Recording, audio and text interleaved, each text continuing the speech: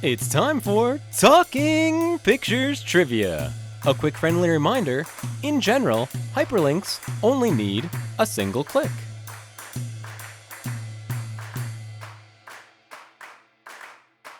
Welcome to Talking Pictures Trivia, the podcast in which a group of geographically challenged friends explore movies through trivia as an excuse to keep their friendships alive. I'm one of these friends and today's host, Nick, and with me is... Tom and Andy.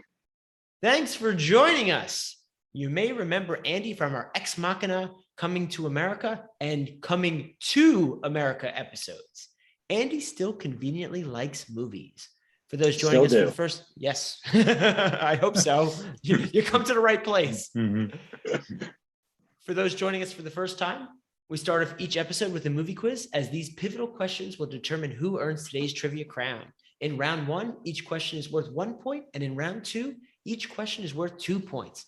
Then, once the fierce competition is over, we follow it up with our famous movie rant where anything goes. Tom, tell us about today's movie. Today we are going back to 2016. The Chicago Cubs win the World Series, their first since 1908. Donald Trump was elected the 45th President of the United States, and the Summer Olympics are held in Rio de Janeiro. This is when Morten Tyldum's movie Passengers was released in theaters alongside Manchester by the Sea, Sing, Rogue One, a Star Wars story, La La Land, and M. Night Shyamalan's Split. So this movie, Passengers, is about sometime in the future. It's a sci-fi movie, and we're on a spaceship, and we're going to a new world. There's a new world that's being colonized, and a bunch of people from Earth have signed up to go on this 120-year journey to become colonists on this new planet. They are put in hibernation so that they don't age as a consequence of the journey, and are able to get there relatively the same age.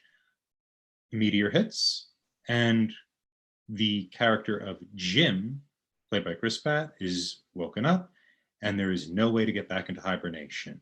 He spends about a year walking around, getting drunk, not wearing pants, growing out his beard, and over time he falls in love with somebody named Aurora, a woman played by Jennifer Lawrence, who he sees in one of these pods.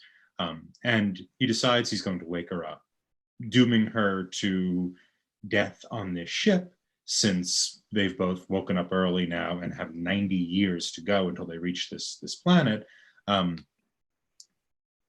he's lonely, so he wakes her up, and they begin a relationship despite the fact that there's this secret between them.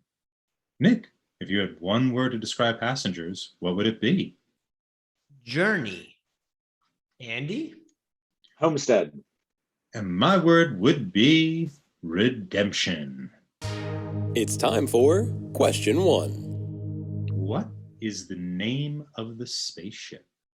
Andy looks like he's locked in. He's used the thumb up method. I'm going to go with the traditional locked in. Locked in. Oh, very good. We have a traditionalist and a locked in progressive is what I'm going to call Nick.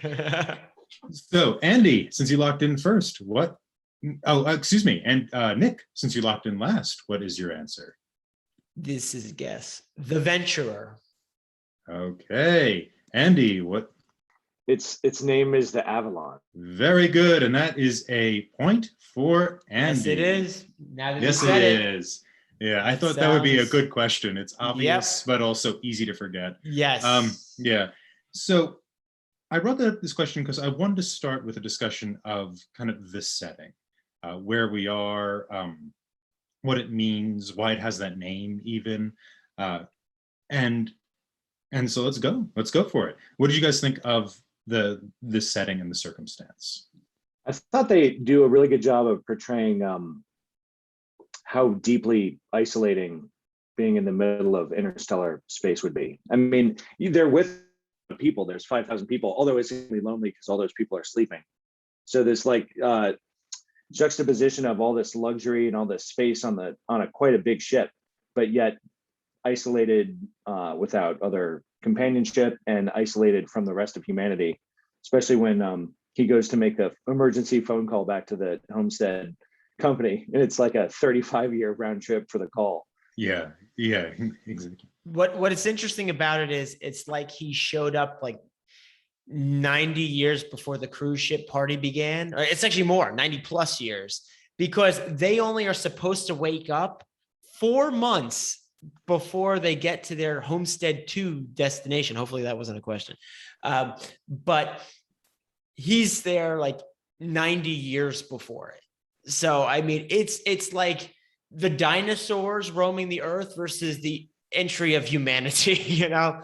And in general, the reason I would have watched this movie, that's why I wasn't sure if I saw it in the theaters or at home, is I always find it interesting when a film has a limited cast, but it's a full feature length film, to see if that movie can carry the story, or if the actors or the characters can carry the story. And I will say that I do think that happened here. In fact, even though Jennifer Lawrence was the top title, I actually think Chris Pratt really did carry this film. I know we're introduced to him earlier and we travel with him longer, but I do think that he was the stronger character and role. And again, Tom's word is redemption. He had the biggest arc, which is not hard when we're comparing only like two major people. I mean, yes, we had a few others introduced, but yeah. Yeah, it is I think this is my reading of it, and this was what I put in my notes, it's a redemption story, and it's his redemption story. She has nothing to be redeemed from, you know. So that's why he has this kind of larger arc and this development. His kind of moral guilt is something he has to get over. Unfortunately, the movie provides him with a set of scenarios in which he can prove his value and, you know, seek reconciliation. But you know, that was my reading of this, that this is essentially a movie about sin and forgiveness. Her arc was more about finding someone and being happy, where she was always searching and hunting for something else. They bring that up a bit in the film. It's smaller than Chris Pratt's character's arc, of course, but there is at least some character, I don't want to say development, but motivation.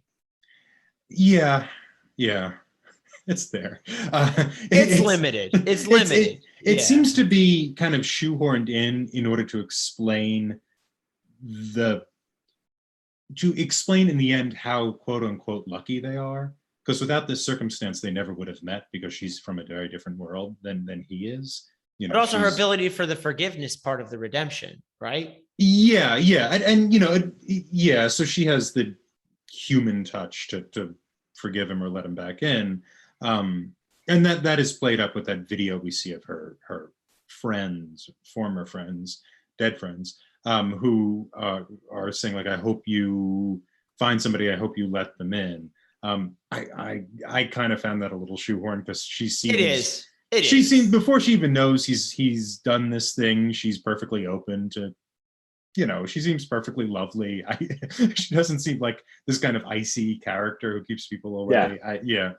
She's just always searching.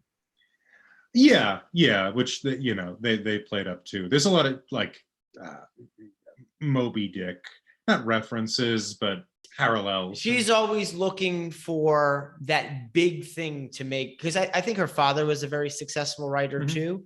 So she's looking to really make a dent in society and history, where now she realized what's really important at the end of this. Yeah. That's what the movie's telling. Yeah. I agree. Yeah. Gives up some of her wanderlust.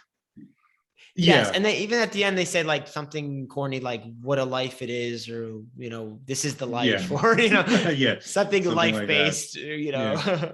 And it gets back to, I think, the character of the ship too. The ship is named for Avalon, the island where King Arthur goes to finally retire, to end all adventures. Right, this is where he gets the sword of Excalibur, and Avalon is like that place. It's the veil in the mist. That's also an island. It's also isolated and it's cut off from everything. And this is where the adventurer can stop. Interesting. I'm glad Tom's the expert on this film, because I did not really make that connection. I was thinking last night when they said the name of the ship, I was thinking about the Jersey Shore. That one. But Yeah. I thought Oh, okay. there's probably a reason they named it that, and it probably has some more significance than just sounding like a nice name. So thank you for Then the that. Jersey Shore. Oh, no problem. Yeah. Yeah, I think the designer was from Jersey. He was Yeah, scum. So that's It's time for question 2. Jim and Aurora fall in love via montage. What 3 activities captured in the montage guarantee they will go on a date and, in fact, fall in love? So it's the 3 activities only in the montage. They do more than that, obviously. If we don't get all 3, can we? Whoever gets the most. Whoever gets the most, yeah. Okay. Locked in. All right, that was a confident locked in. And an innovative one, too. I got the 2 of the 3. I just need a moment here. Okay, I'm gonna have to lock in just to keep this thing going. All right, I'm sorry, Nick. You locked in second. Well, I have 2 I'm very confident. One was basketball, and one was like this dancing simulation game. And I believe the other one was they ate together. All right, Andy, what do you have? I agree that they have some nice brinksmanship on the basketball court, and nice little couple dance off in the kind of dance simulation, and they go to the movies and throw popcorn at each other. And the point goes to Andy. Yes, it was the Didn't they only do that once though? It was Yeah. in the montage. Yes, it was. Yeah, it's You things are in the right. montage. They eat outside the montage. Once we've established Yes. they're a good couple, they now can eat and have. And she gets the conversation. fancy food for him. She Yes, does. yeah. Yeah, this is pre-montage. Fancy food is pre-montage. Yeah. When he gets the fancy food for her, that's post-montage. Got it. I really realized last night watching that montage and thinking, wow, this is just all of their predates, basically. Like, I get it. Right? Yeah. It's a.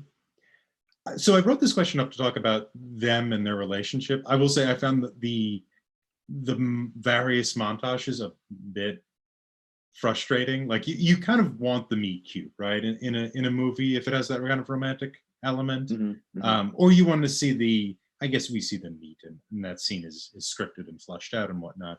But there's a lot of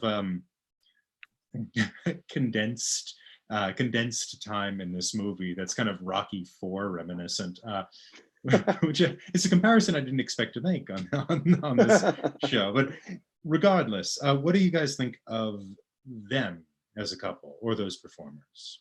I thought that the actors together had a good bit of chemistry. I actually thought that in rewatching the movie, some of I generally liked the acting. I thought it was good, and there's a lot of funny parts to the movie, and it's well acted in general. But I don't know if it's the directing or what they were trying to do, but some of it was like overly formal almost, like some of the lines, and I don't know if they were trying to show like a juxtaposition between them being uncomfortable with each other and him also having this like really terrible moral quandary of he knows he just did this thing and yet he has to interact with her and he really likes her, but then when they're together and the actors' chemistry plays against each other, they slip into a much more comfortable role with each other, and the dialogue becomes much more kind of fluid and fun, and it's a little bit more bouncy. So I like the parts where they're in the relationship together the most, because they're just kind of joking around and it seems natural, So I mentioned this earlier. I definitely lean in the direction of thinking Chris Pratt's character was more interesting. I did not mind, nor did I think Jennifer Lawrence did a bad job. I think she was good, but I don't know if it was just because she came off a period of being very hot, and in like every single movie, I was a little tired of her in this movie. And I don't think she did a bad job at all, but I think they probably could have substituted her for someone else more than they could have substituted Chris Pratt for playing his character. That's just my opinion. I don't know why. And I think it was just because she was in like everything. I don't know. Maybe I just have a bias there, but I think he really shined bright in his character more than her, but she did an acceptable job. Yeah, I like them. They're a good comedy pair. They're a good romantic Yeah. comedy pair. Yeah. I wanted to see like the Billy Crystal version of this. The problem with the moral quandary is there's so many escapes from it, and the depth that it proposes to bring to the relationship doesn't really work as well for me, because there is really no irony in that kind of moral quandary. It's we saw one movie we did earlier was Solaris, which has a similar thing. It's a small science fiction movie where a guy brings back his dead wife, and there's all of these problems that the two of them encounter, or this man encounters, because it's this woman's like a copy, and is it his memory or is it really her? There's all of these kind of ironies that are embedded into the experience, and really like none of that is here exactly. It's just a beautiful, wonderful relationship that's somewhat inhibited by this sin, and once he's gotten rid of the sin, it returns again. They return again to the garden. They literally build back this is like Edonic ending where they have Yeah. they have this beautiful garden. And so I really had wished for the romantic comedy version of this, or maybe the Robertson Caruso version of this, where instead of Robinson and Friday, we have Chris Pratt and Jennifer Lawrence romanticizing each other. Just to go back to my prior comment about how I had Jennifer Lawrence fatigue, I was just looking something up. During 2015 and 2016, this movie came out in 2016. She was the highest paid actress in the world, with her films grossing over $5.5 billion worldwide. And she's cited as the most successful actress of her generation. So I think she just was in a ton of stuff during that time period. And I was just like, okay, you're doing a good job here, but can we throw someone else in there? Yeah. Yeah. I don't want that. I don't want to. Yeah, it's not a reflection of her, but yeah, there's a context in which you watch something, Yeah. and I get that. You get a little Yeah. tired of, I think that's what happened to poor Johnny Depp. Was, he became the most sought after guy, and it got after like Pirates '84 or whatever it is. It's a little tiring. Yeah. But what did you guys think of moving beyond that, the way the film dealt with the romance or the chemistry of them?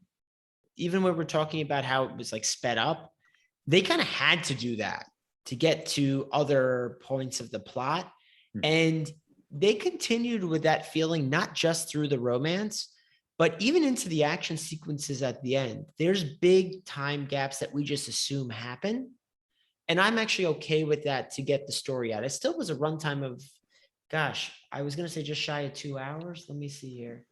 It was a run to, 1 hour and 56 minutes. So I have a feeling they even had more that ended up on the cutting room floor. What moved quickly in the montage or montages? I guess their romance really had that one main one at the beginning, and what they delved into in the different individual scenes, it felt pretty reasonable to me. Sometimes that stuff happens and you're like, okay, yeah, I get it. Everything happened and now they have a relationship. Okay. And it doesn't feel, you don't get carried along the ride with them, and you arrive at the other side and somehow they have a relationship, and you don't feel like, it seems like it came out of nowhere a little bit, even though they showed you the vignettes of it. I didn't feel that way in this case. It felt a little bit natural. What about the line where there's no secrets between them with their android bartender? In all of the times I've seen it, that's one thing I never realized before, that he told him to share the secret. I did, yeah. And I couldn't believe that I didn't notice that before. And because before I just thought, oh yeah, whatever, it's a robot and the robot doesn't get it. And he's a very personable robot, but okay, and he spilled the beans. Like, okay, yeah, computers are dumb.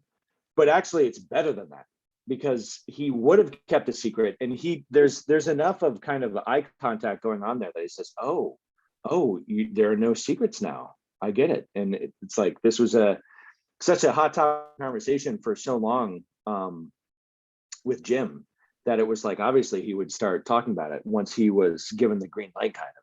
So it's really all Jim's fault.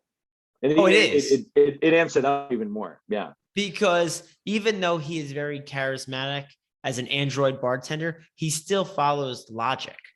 And by Jim saying there's no secrets, even though it was really just a passing thought, he computed it as everything's fair game. Yeah. Yeah, and also Michael Sheen is wonderful. Yes, he was very good. He's fantastic. Yeah. Yeah, he's very funny in this. I think one of my favorite moments, I think the moment that made me laugh more than anything is when Chris Pratt's character has that little, it looks like a cleaning robot, but it goes over to ask Jennifer Lawrence's character on a date. And it just moves past Michael Sheen, and you just see Michael Sheen's face in the camera, and he's just looking curiously at the robot. That cracked me up. I don't know why. Your glass, probably. Yeah, he's a delightful actor. I refer to him as everybody's favorite Cheshire cat. Yeah, he does play a lot of different parts. No, I was just saying, when you have three main characters that we all felt did a very good job, it's a positive for the movie. Yeah, they better be charismatic if you're just going to bank on mostly three actors. Yeah, pulling the weight. I will say I thought the chemistry was very strong between them. Yeah. You know, yeah, I did too. Mine was just general. Yeah, you're just fatigue. When everything for the last few years. Yeah. She was in a ton of movies in 15 and 16, even before I read that. Like, I just remember during that time period. Yeah, I think Hunger Games was 2012, and then they had their million sequels, which led right into this. Yeah, I wasn't as fatigued because I haven't seen Hunger Games. Catch the Jay or whatever, Arrow Girl too, or Mockingjay. I generally like her a lot, so I wasn't. She was in a lot of stuff, but I wasn't. That didn't translate into fatigue for me. Again, it's not dislike. It's just I remember during that period, I'm like, okay, she's in another one. I tend not to like the new X-Men movies, but I don't blame that on her. They're just not very good. Yeah. The one interesting part about their relationship development is that this is a particular category of movie which I generally have a big problem with, but this is one of the better versions of it, and it's a movie where the main relationship is predicated on a huge lie. And because you as the person watching this movie, you're in on the secret, and you spend the whole time having the acid burn of that moral guilt, I feel like, going on the whole time. And you obviously, like, part of the climax is going to be about the revelation and how it destroys their relationship and the trust, and then they have to make their way back. So it's like it's a cliched kind of pattern, but I find it really hard because the lie is sitting there tainting, like poisoning everything and poisoning the whole relationship. But in this case, it didn't present as much of an obstacle. I mean, it's a huge issue, and thinking about through the implications of why he did it, if how much it was okay or not okay. Obviously, very much not okay, but he was in a dark place, and they go into it a little bit, but they managed to make it not as poisoning as some other instances of this kind of pattern in other movies. And I like how it can be a little subtle, that there's more gray area in like the moral quandary, maybe. Without going into it in great detail, I would agree with you, because we have seen this before, but even how they play out the hiding of the lie, the reveal of the lie, and overcoming the lie, I did enjoy that in this film. And that's why even when I rewatched it, I was looking forward to it just to see exactly how they did it a little differently. Yeah. There's almost a tendency in some of these movies to want to watch the first half of the movie and then just stop watching before the event, basically. Yeah, I agree with you. And I even liked, and listen, I'm not the like the sappy love story guy, but even the way it concluded, I was very happy with the whole arc, even into the finish. So I don't want to go into that too much because we might be exploring those parts of the movie in round two, but I did have a good feeling about the general flow of this film. At the end of round one, Andy is in the lead with 2 points, and Nick is here with us today. Hi, Yes, I Nick. am. There's always Hey. round two. There's always round two, and I have faith in my good friend. We'll take a break right now. See you in a moment. This is a paid advertisement for Crystal Windshield Designs. We all make our morning commute, and it is boring. You've probably have spent years seeing the same scenery, the same trees, the same buildings, the same stoplights. You love your job, but variety is the spice of life, and this drive just isn't cutting it. That's where Crystal Windshield Designs comes in. Crystal Windshield Designs paints the inside of your windshield to make your commute crystal. Want to see a beautiful rainbow sprouting from your steering wheel beside a glowing image of marigolds and leaping puppies radiating with the light of 1,000 LEDs? Crystal Windshield Designs can make it happen. Don't look at that boring old traffic light. Look at a blindingly beautiful image of a unicorn drinking from a bubbling brook, now with an actual bubbling sound, 100 decibels or louder. Or enjoy the movie option, a design feature that projects movies right onto the inside of the driver's side windshield so that you can indulge cinema's classics before having to indulge the boss. The inside of your car will be so different from the outside, you'll barely notice you're even driving. Crystal Windshield Designs.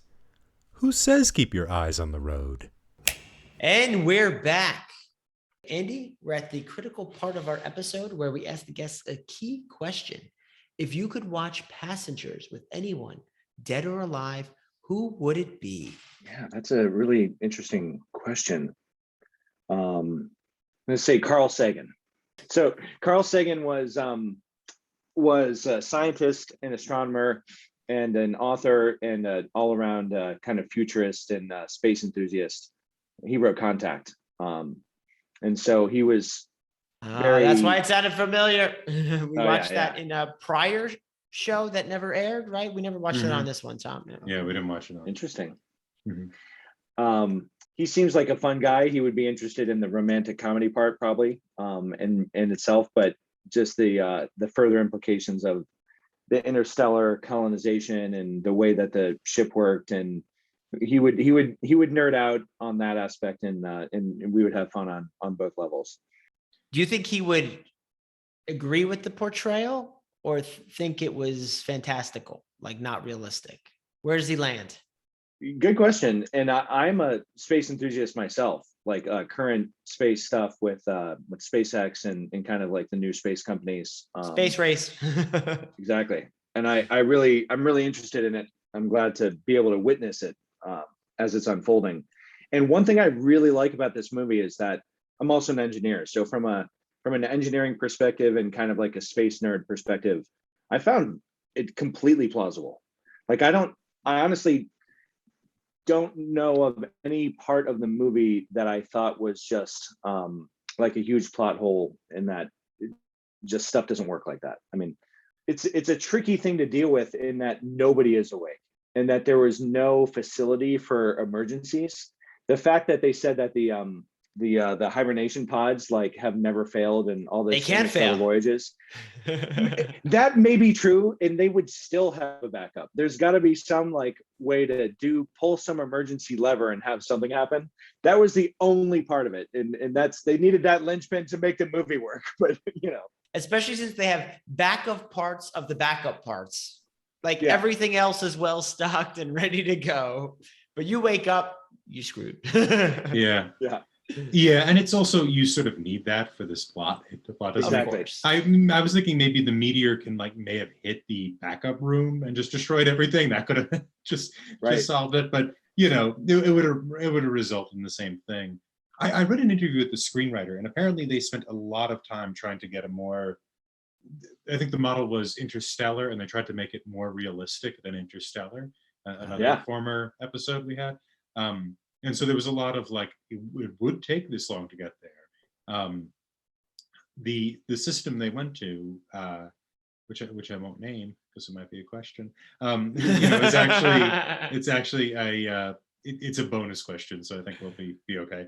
Yeah, Sorry, unless Nick. I really go on a roll. Yeah, that system was actually a decent within a kind of realm, and also apparently the engineering of the ship, the design of it was supposed to create that kind of centrifugal gravity, and they just took that and spread that out so that it had more length to it. Yeah.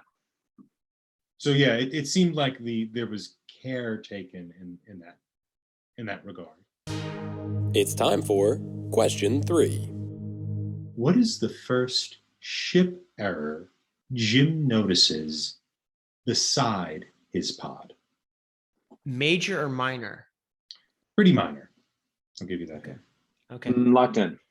Also locked in. All right, Nick, you go first.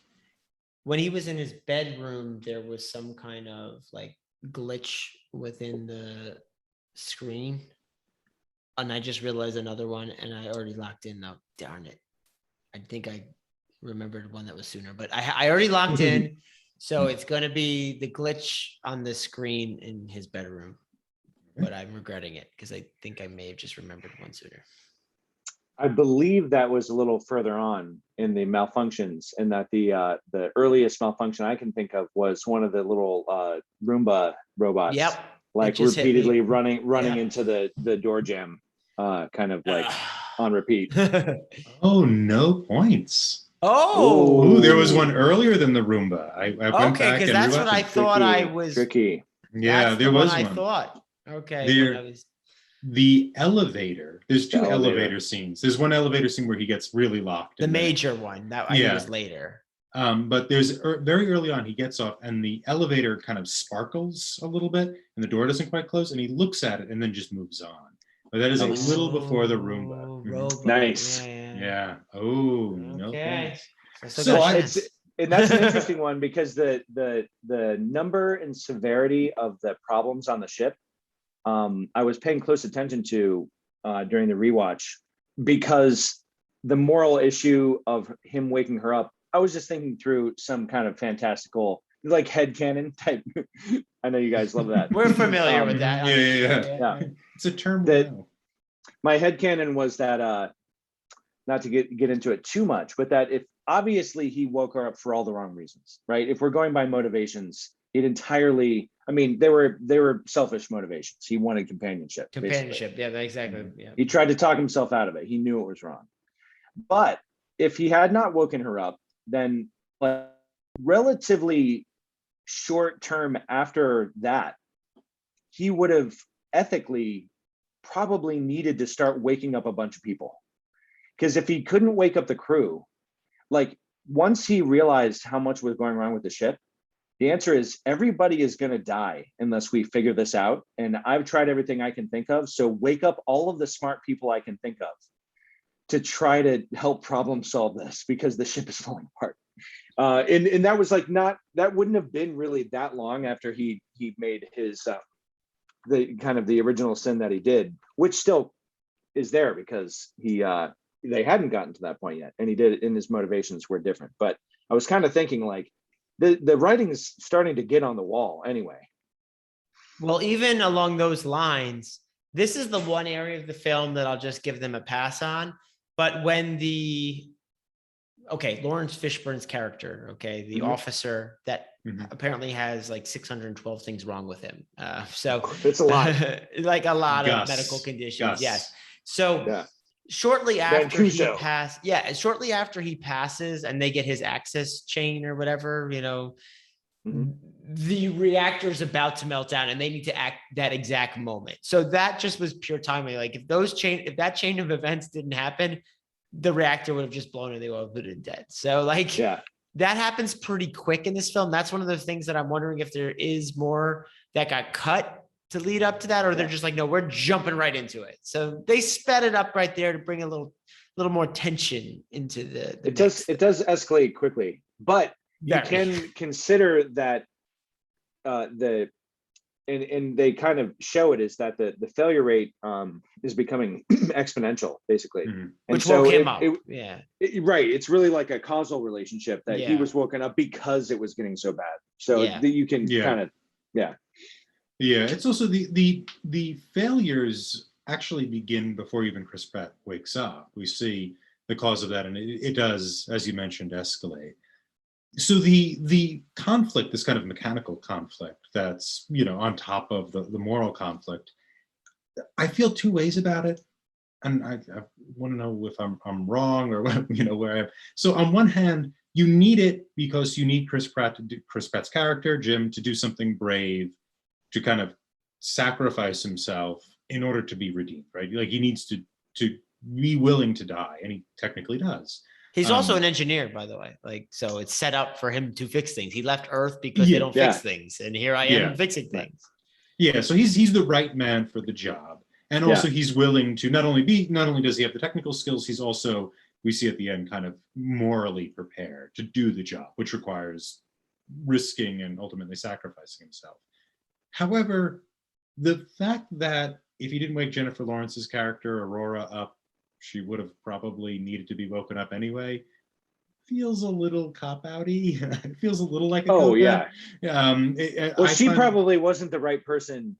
I mean, Mhm. she's seemingly intelligent once you meet her, but if he was going through a passenger manifest to find the A team of problem solvers for this technical issue, I don't think she would have been in the top 10 people out of the 5,000. You know, it's The like, writer, the writer.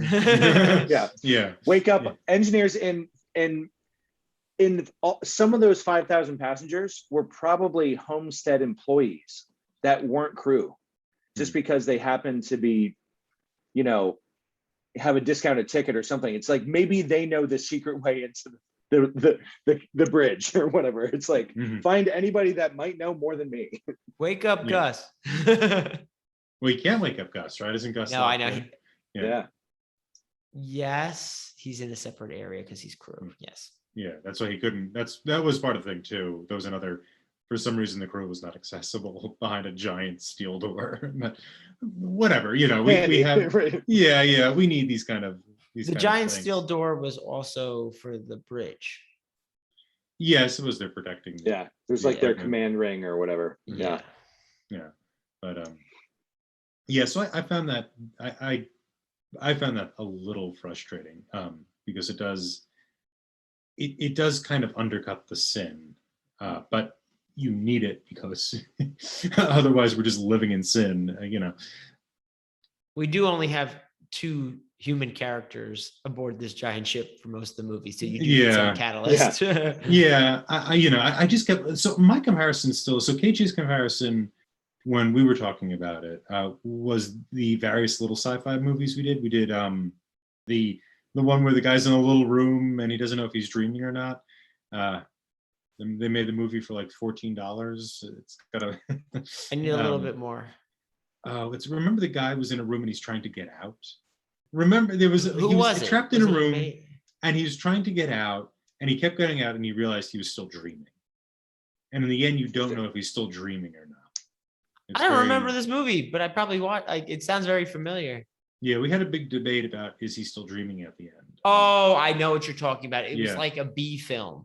Yeah, it was very much a B film. I now know what you're talking about. It was like a prison. Was he part of this like underground movement? And the only one he could talk to was with a computer. Yeah. So it was that. And KJ was interested in this movie because he's interested in these kind of smaller two-handers or limited cast size, and that film basically has one has one guy in it.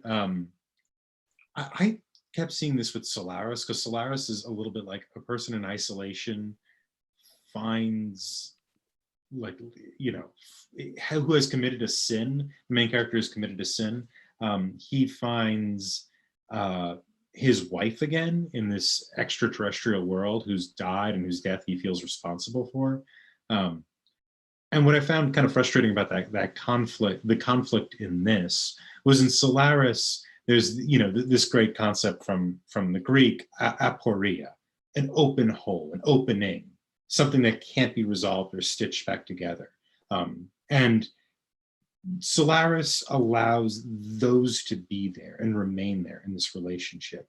That there isn't this comfort in the conflict. It's always kind of open. It's always sort of unresolved, and the ease with which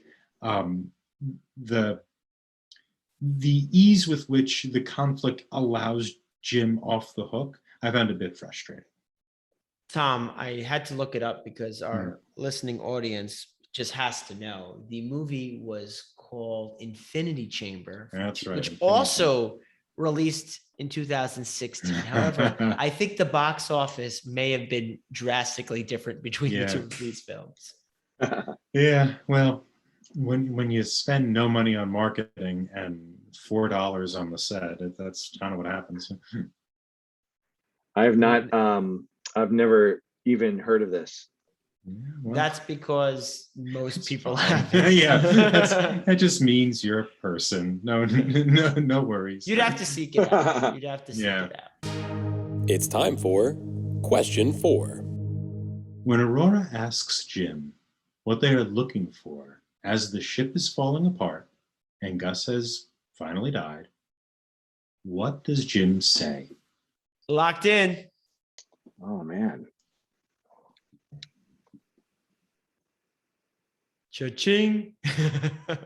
Yeah, might have to go into bonus questions here. Locked in. All right, Andy, you locked in second. What do you have? I feel like I have low confidence about this, but he says something about like if something is that wrong with the ship, they're gonna know it when they see it. Okay, Nick, what do you have? He looks out into the abyss of things in the ship and says, "Something broken." Nick gets it. Oh, Yes! we have a tie. Yes, He says I always something- love corny lines. So Yeah, that's true. Yeah, I Well purposely done. well done. So we got a tie. I purposely avoided the number questions. There's a lot of numbers in this movie, and I'm like, Yeah. you just have to memorize those. It's so easy, So I they're in my notes too Oh, on the okay. bottom.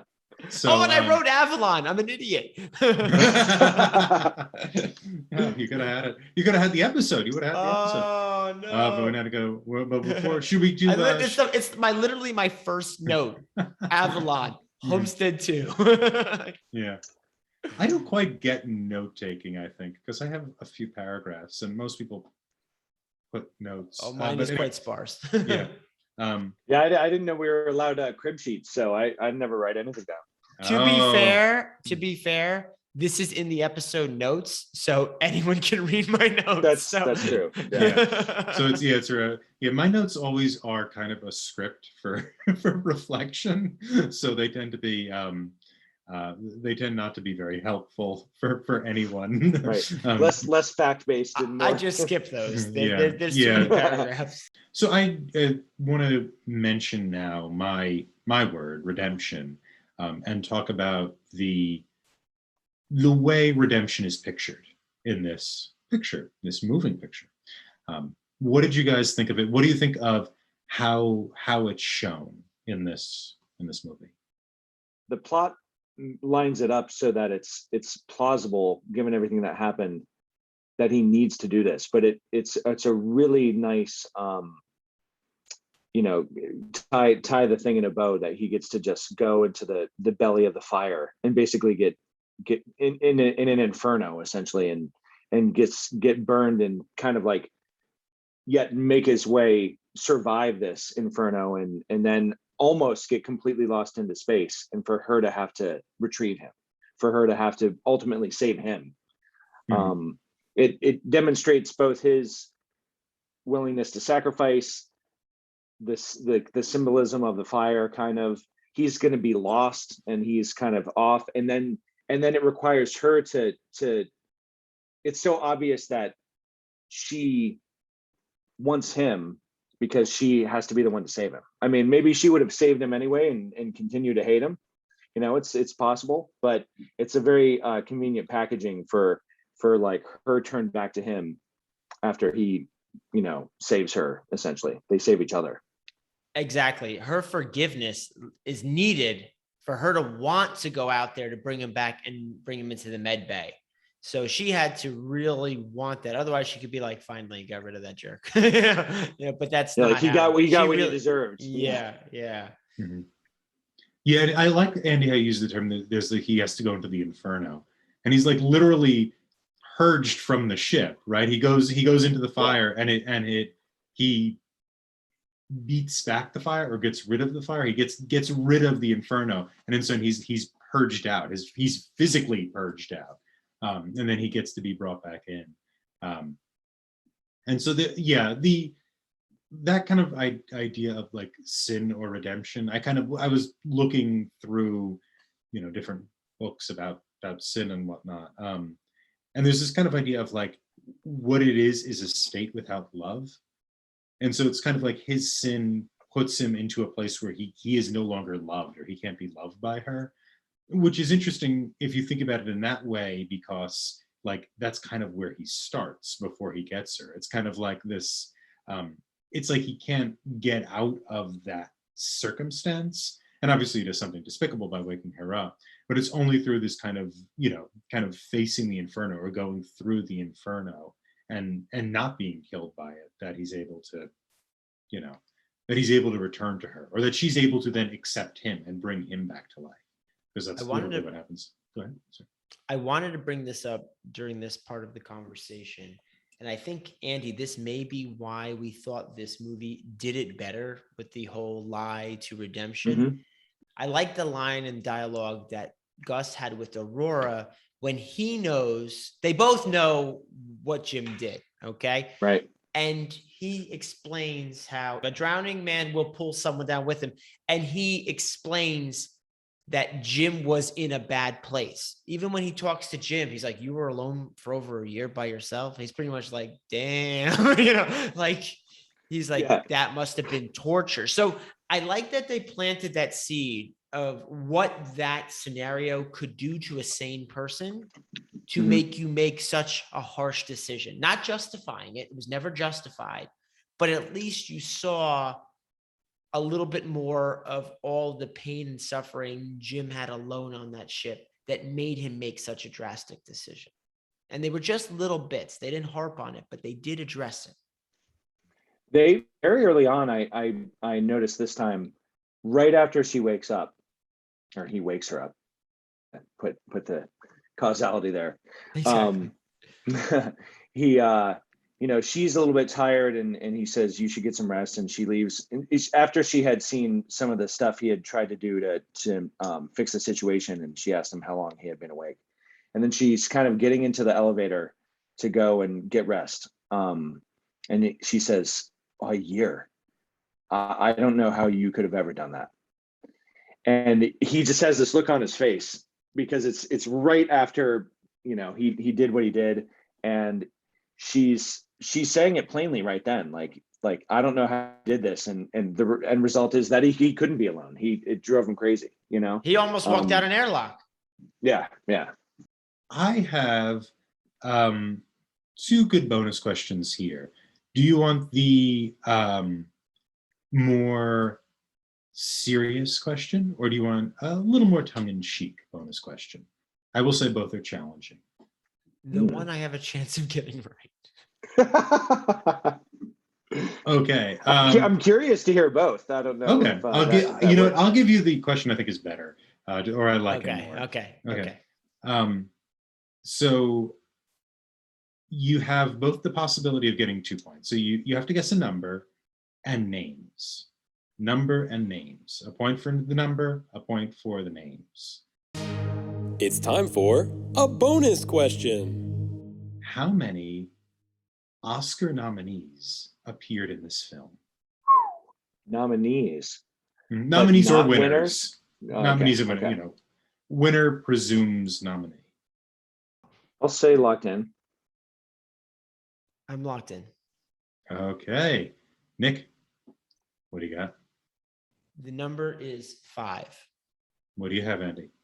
I was going to say 3, though I immediately wish I would amend it to 4, but I definitely don't know who 5 is. So okay, I'm not going to give you the answer yet. I'll say 3 because it's that's what I locked in with. Okay, I'm kind of curious what you guys each got with these numbers. So what did you have? Okay. I just picked every person that I knew their name that showed up on the screen at any time. Okay. So Jennifer Lawrence, Chris Pratt, Martin Sheen, Lawrence Fishburne, and here's hopefully the trick one, Andy Garcia. Okay, and who do you have, Andy? I forgot about Michael Sheehan, which I think he probably was nominated for Frost Nixon or something like that. But I don't think Chris Pratt's been nominated or one that I know of. So I was going to say Jennifer Lawrence, Lawrence Fishburne. I don't know what he would have won, but he's had a long career, so I wouldn't be surprised. And I was thinking Andy Garcia, but now Michael Sheehan makes a lot of sense. So that's why I wish I could amend it 4, but that's why I said 3. Andy wins. It's 3. It's 3. It's 3. Michael Sheen has not been nominated for an Oscar. Oh. Interesting. Neither has Chris Pratt. I thought he would be for Frost Nixon or for The Queen, but yeah. Nope. No, I looked that up. You could check my work if you like. I won't. I honestly don't follow award shows, so I've stopped following them. But but it was Andy Garcia, Lawrence Fishburne for What's Love Got to Do with It from the early 90s when he played Ike Turner, and obviously Jennifer Lawrence, who's had I think 3 of them by this point or something. So Andy locked in. Wait, so Andy locked in correctly. Yeah, he locked in correctly. So yeah, Andy's got it. Good job. Yeah. Good job. What was Andy Garcia? Godfather Part 3. In In 1990, he was nominated. I think Lawrence Fishburne is 91. I think was the year after. Interesting. But so the reason why I brought this question, it was a tongue-in-cheek question just because I couldn't figure out what Andy Garcia, Oscar nominee, was doing in that last scene. Where I love it though. I also love his luxurious beard. Yeah. He has such a captain beard going on. It's fantastic. Yeah. Was he also in Hunger Games?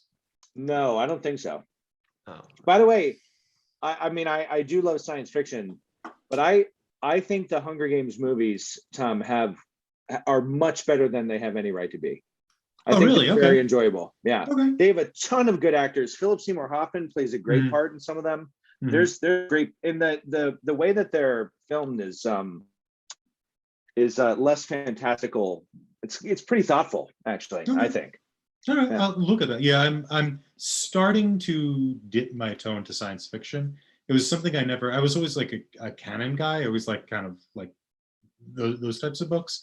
But I'm starting to do science fiction. I'm doing I just read Neuromancer, and I also finished the Dune books, or the first 4 of them anyway. Oh, so wow. I will take you up on that and at least look at the Hunger Game movies. Yeah. So, very good. Yeah. So Andy Garcia, mysterious Cuban that he is, walks out onto the deck and he sees that garden, right? Prior to that, we see Chris Pratt planting the tree in there. I was wondering what you guys thought of that kind of garden imagery or nature imagery that was slowly coming up, but then at the very end, it ends in this kind of garden scene. I was wondering what you guys thought of that. Are we talking like Adam and Eve here in the Garden? Maybe of Eden? go where you want. Yeah. Well, no, I kind of had that subtle vibe. They didn't do a lot of religious iconography or anything like that in this film.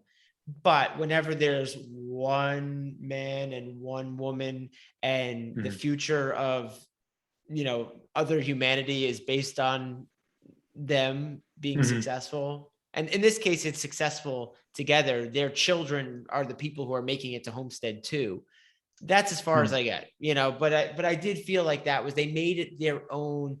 For Garden of Eden is supposed to be a paradise. They made it their own paradise. That's what I would say. Make it more homey, make it more like what Earth used to be and what they were hoping they would then be able to develop in the new world.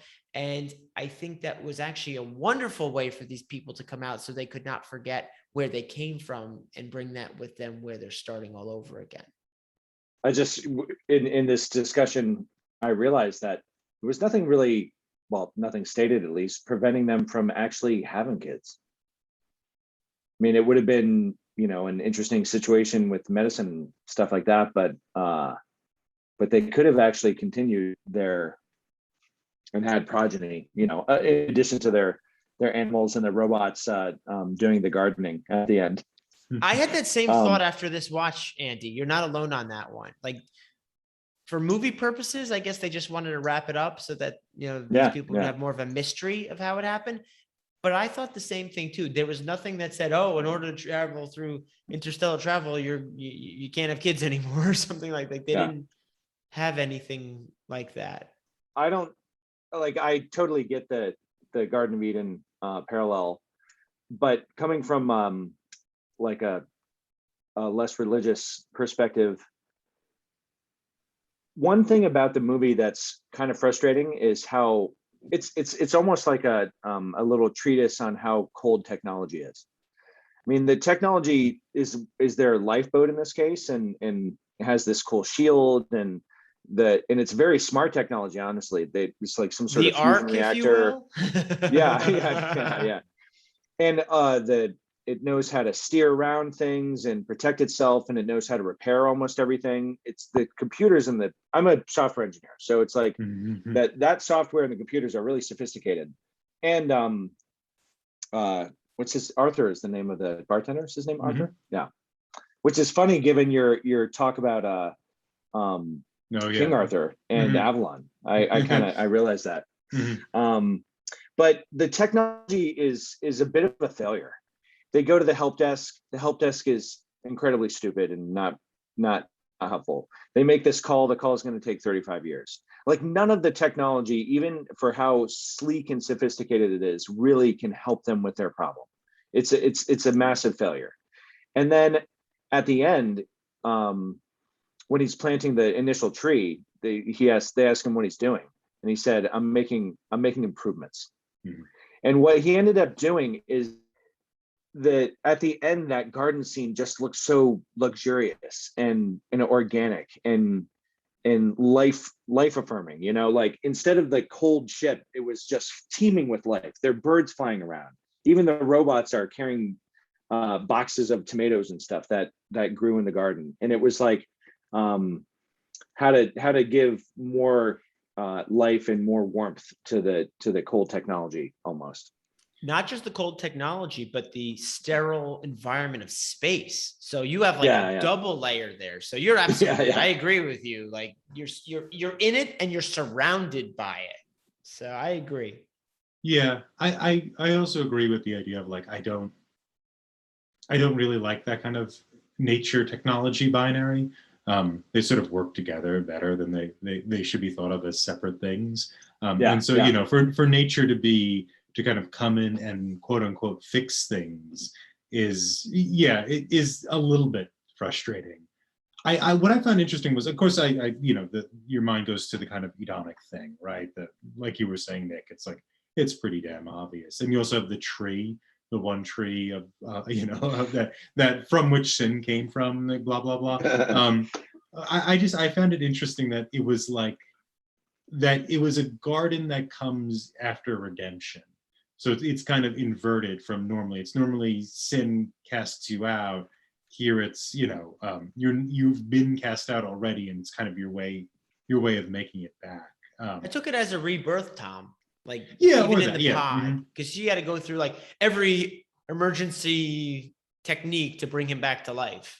Yeah, it's a rebirth, and once he's able to die, he's also it's that he's reborn kind of clean, so to speak, and they're able to go back in, right? You're able to get back to the garden.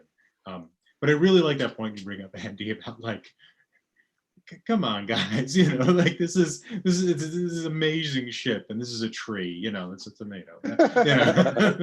Who planted a tree on my ship? Yeah, exactly. The tree was nice for the people. It's nice to look at it, but it didn't solve any of the issues. Yeah, exactly. It was just, those kind of binaries also do frustrate me as well. And I am not a software engineer or anywhere near it. It's time for Movie Rant. I had, I feel like the reception to this movie is a little polarizing. I think some people, it doesn't have a great rating, but it's almost like a fun guilty pleasure that I see through some of the flaws in it and enjoy it. And but one of the kind of maybe criticisms is that it was a different movie than people thought it was going to be. It didn't, through the trailer and stuff, people didn't really know what they were getting into a bit. But I heard one fun thing would be if you kind of if they had filmed it in the other order or edited it the other way. So what if you started with the end and you had their relationship budding as she awoke, and you have the montage and he's getting to where he's like trying to fix the things, and like through a series of flashbacks or something, you go back and see him go crazy and see him wake her up, and it becomes much more almost like a thriller, a little bit of a horror movie vibe, in that you're discovering that this terrible secret after the fact, along with her, kind of, instead of just being on board and thinking, well, he was so conflicted and he tried not to do it, and you're kind of bought into it already. But to find out after the fact would be much more shocking. So I like thinking about what other movie that might have been. Yeah, Passengers, the Andy cut. yeah, Jennifer Lawrence waking up. KJ mentioned something like that too, where it's like you find out that's the big reveal, is that you take the dramatic irony out. I think somebody might have filmed a like a fake trailer for that alternate movie. I might have on Reddit or somewhere seen that. Yeah, that was Nice. fun. Yeah, that might be the better movie. it would be interesting. It would be interesting to see. Yeah. I'd like to once again congratulate our winner of the week, which is Andy. You definitely deserved it. You got me. Yes. I only need to watch You it did like well. It was half close. a dozen more times, It was close, but Andy Garcia ruins everything. That's the moral. yeah, apparently. Oh, it's my namesake, so I had to. You had to recognize him. Yeah. Apparently, not all top box office people are awarded by or nominated by the Academy. So, Different topic. yes. Check out our website, talkingpicturestrivia.com, for more information about us and our episodes. You can find us wherever you listen to podcasts, as well as our YouTube channel. We are extremely grateful for any positive reviews, as those help others like you find us. If you like what you hear, remember to like and subscribe to our show. What's the loneliest you've ever felt and why? Wait, you know what? Let's get a happier question. Did you ever fall in love while on a trip, and when? Let's continue the conversation on Twitter at Talking Studios. Have additional thoughts? Email us at talkingpicturestrivia@gmail.com or give us a call at 201-467-8679 for a chance to be featured on one of our future From the Listeners episodes. Thanks again, Andy, for joining us today. Where can people find you? Just in Philadelphia. Fair enough. He's everywhere in Philadelphia. At all times. That's right. You never know where I am. People can find me on Twitter at Thomas Lehman 15. Come to B-Side. Talking Pictures Trivia B-Side is our sister podcast. The last one we did was, I think, a week ago or so, and there'll be more coming out. In those, we just dive into the movies a little deeper. So check it out, Talking Pictures Trivia B-Side. I can also be found on Twitter at The Nickname. Join us next time for Talking Trivia, where we take a break from looking at just one movie and actually do movie trivia from a variety of movies. Stay tuned for a sample trivia question. Ding, ding, ding, ding, ding.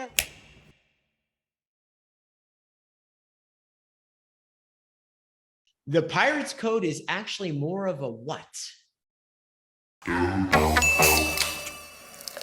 Pat. Is more of a guideline? More of a guideline? That is exactly the Yes. quote. Yes. So the first point will go to Pat. I do want to be clear. I have not seen this movie in 10 years. I'm pretty sure I saw it on. This was an airplane movie. I think this was definitely. I saw it. I remember seeing it in the theaters once, and I think it was an airplane movie. That sounds about right. I don't know when. I think I saw it in college. So 2004, I think I saw it, but I don't remember. I have a vague memory of being very, very far into a very long flight to Hong Kong and being out and having watched the entirety of The Lord of the Rings and still having 4 more hours. And Oh I think my this gosh. one surfaced. I have a distinct memory of putting it in a red envelope and dropping it in a mailbox. So Mhm. Wow. Old school Oh. Netflix. Yeah.